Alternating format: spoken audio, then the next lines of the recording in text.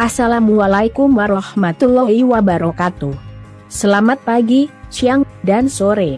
Salam sejahtera bagi kita semua. Bagaimana kabarnya hari ini? Semoga kita semua selalu sehat dan selalu dalam lindungannya. Amin. Oke, hari ini kita masuk pada materi baru, yaitu tentang belajar efektif. Apa sih belajar efektif itu? Nah, sebelumnya perlu kita ketahui beberapa subbab yang akan kita bahas, yaitu hakikat belajar, motivasi belajar, gaya belajar, dan cara belajar efektif dan efisien. Akan tetapi, di video kali ini, kita akan membahas 2 subbab materi, dan 2 subbab materi lainnya akan dibahas pada video selanjutnya. Hari ini yang kita bahas adalah hakikat belajar dan motivasi belajar. Yuk, langsung saja kita masuk pada materi belajar efektif. Hakikat belajar. Belajar adalah suatu proses kegiatan secara optimal dari yang tidak tahu menjadi tahu, dari yang tidak mengerti menjadi mengerti. Belajar dapat juga diartikan sebagai segala aktivitas yang dilakukan oleh setiap individu sehingga tingkah lakunya berbeda antara sebelum belajar dan sesudah belajar. Perubahan tingkah laku terjadi karena adanya pengalaman baru, memiliki kepandaian atau ilmu setelah belajar, dan aktivitas berlatih. Belajar merupakan kegiatan yang paling cocok dan penting dalam keseluruhan proses pendidikan. Tujuan belajar. Tujuan utama belajar adalah untuk memperoleh pengetahuan, keterampilan sikap positif, dan berbagai kemampuan lainnya. Selain itu, belajar juga memiliki tujuan berikut, memperoleh pengetahuan.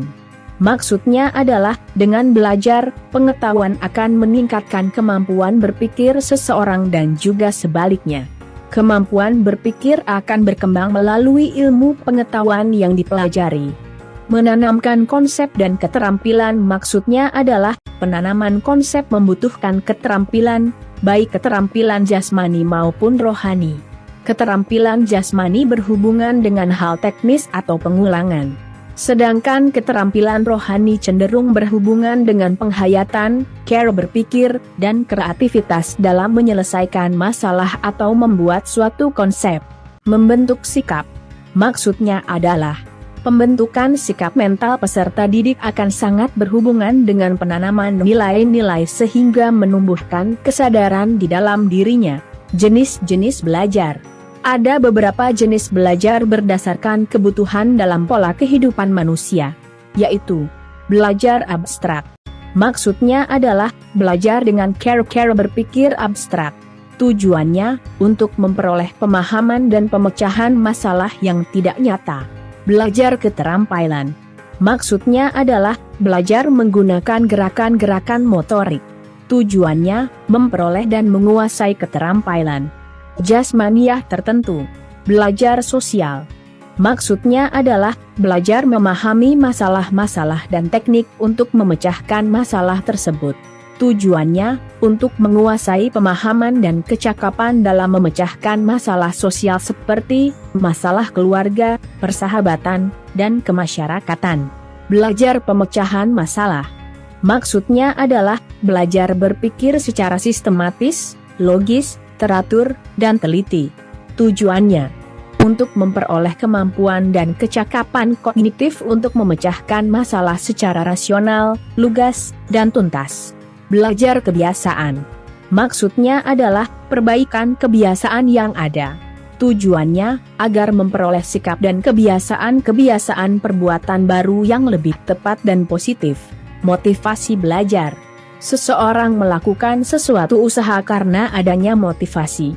Motivasi belajar adalah keseluruhan daya penggerak dalam diri siswa yang menimbulkan kegiatan belajar, yang menjamin kelangsungan dari kegiatan belajar, dan memberikan arah kepada kegiatan belajar.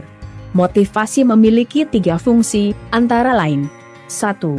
Mendorong manusia untuk berbuat. 2. Menentukan arah perbuatan, yakni ke arah tujuan yang hendak dicapai. 3. Menyeleksi perbuatan yang harus dikerjakan, guna mencapai tujuan dengan menyisihkan perbuatan-perbuatan yang tidak bermanfaat bagi tujuan tersebut. Secara umum, motivasi belajar dapat dikelompokkan menjadi dua macam, yaitu motivasi intrinsik dan motivasi ekstrinsik. Motivasi intrinsik adalah dorongan dari dalam diri individu. Dorongan tersebut menggerakkan individu untuk memenuhi kebutuhan tanpa perlu dorongan dari luar.